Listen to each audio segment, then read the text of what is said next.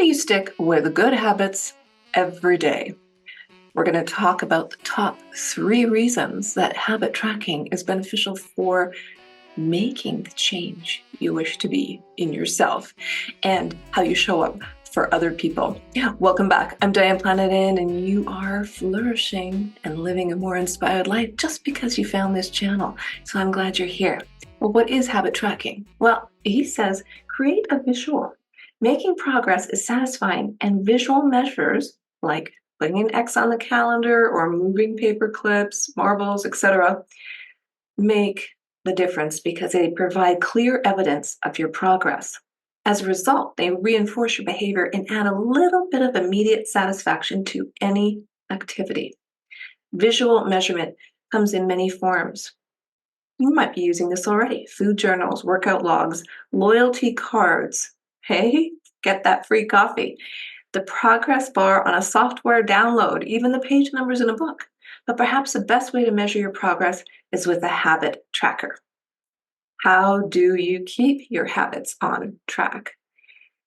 Countless people have tracked their habits. The most famous person he knows of was Benjamin Franklin, who wrote things down in a journal. But what really resonated with me was his story about Jerry Seinfeld, who has a mantra: don't break the chain. Write a joke every day, even if it's not a great joke. Can you hear Jerry Seinfeld saying that right now? He's an excellent comedian. Don't break the chain. Don't break the chain. Put that on your new vision board for the new year. Write it on a piece of paper. Put it on your phone. Something. He's simply focusing on showing up and adding to his streak. Yes, if you had a streak that every day you did something, wow, don't break the chain, even if it's a little bit. Habit tracking is powerful because it leverages multiple laws of behavior change. It simultaneously makes a behavior obvious, attractive, and satisfying.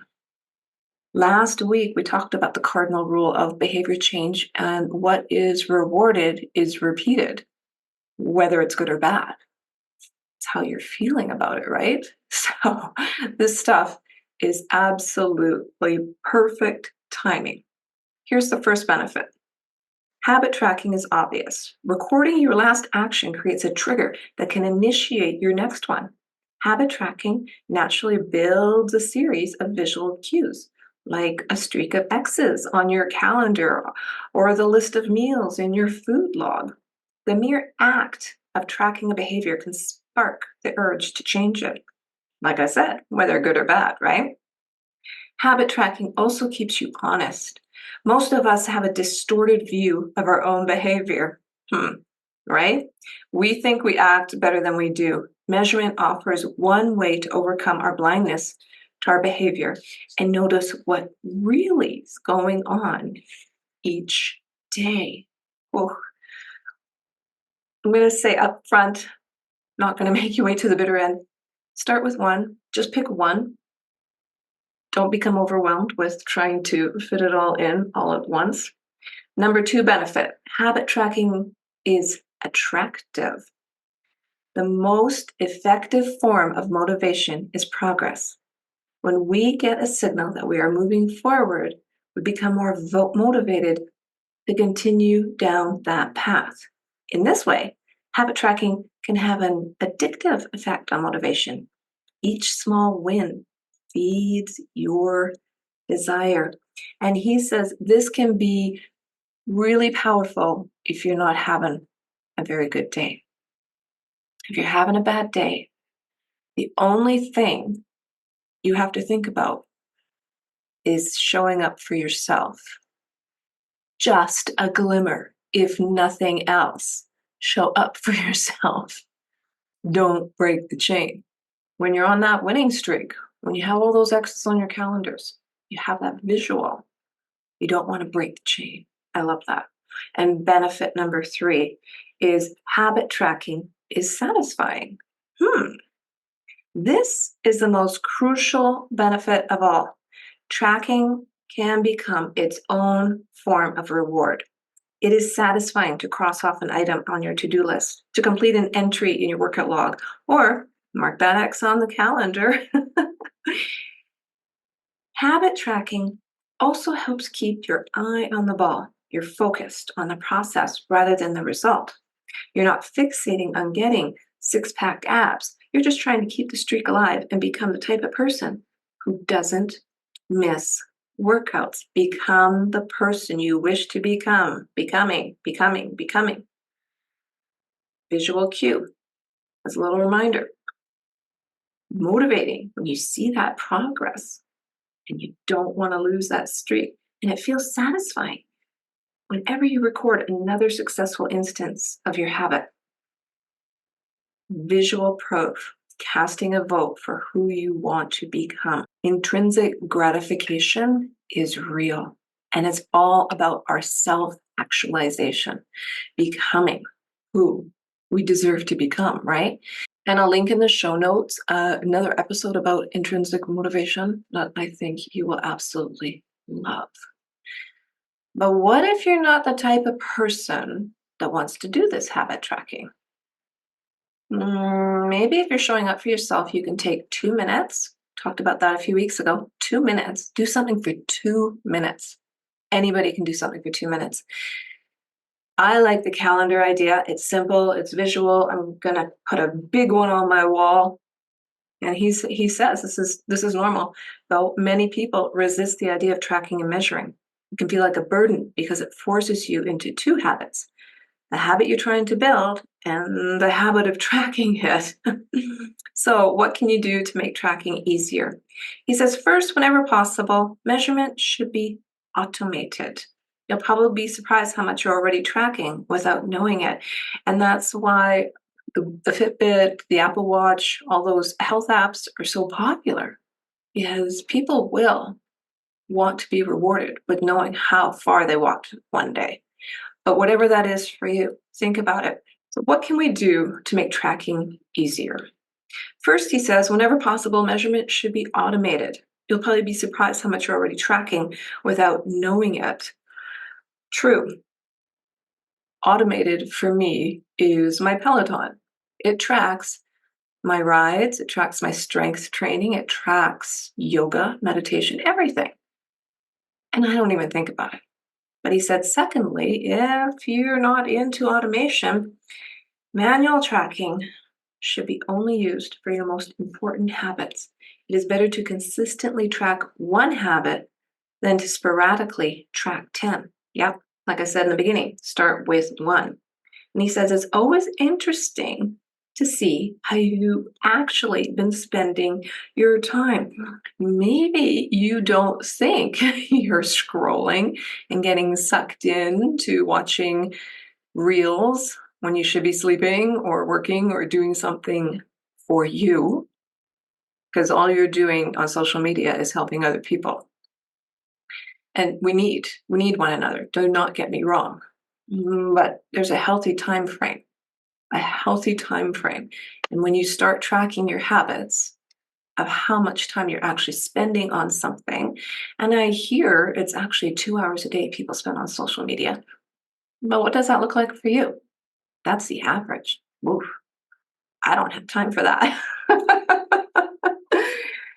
What if you break the chain? You get back up, you start moving again, you begin again.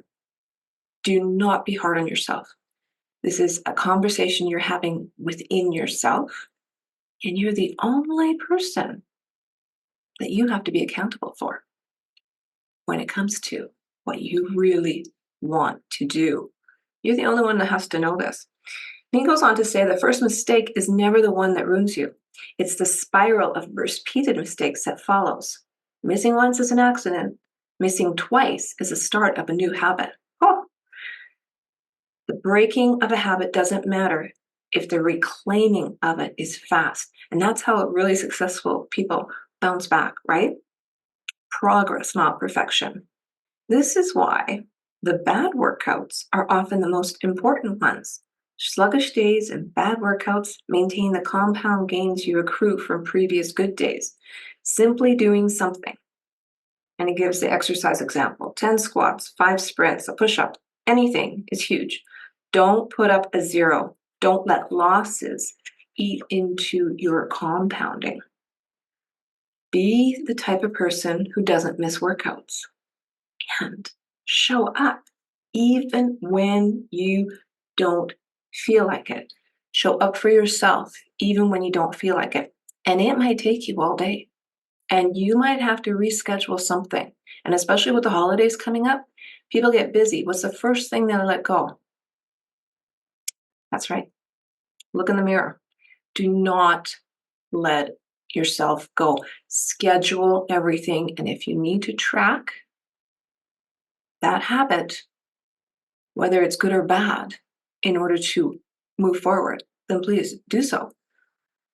Just start with one and just see how it goes. Don't overwhelm yourself.